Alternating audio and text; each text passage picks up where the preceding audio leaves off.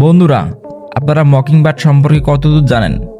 আপনি কি জানেন মকিংবার্ড বা যাকে অনেকে ক্যাকটাস কিলার পাখি বলে, তারা আসলে ক্যাকটাস ধ্বংস করে না, বরং ক্যাকটাসের জীবনচক্রে বড় ভূমিকা রাখে।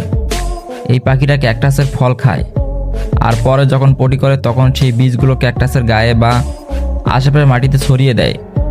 ফলস্বরূপ ক্যাকটাসের নতুন ফুল ও গাছ জন্ম নেয়। অর্থাৎ ক্যাকটাসের বীজ ছড়ানোর সবচেয়ে বড় সহযোগী হলো এই মকিংবার্ড। তাই একে শুধু গান নকল করা পাখি নয়, বরং প্রকৃতির ন্যাচারাল গার্ডেনও বলা হয়।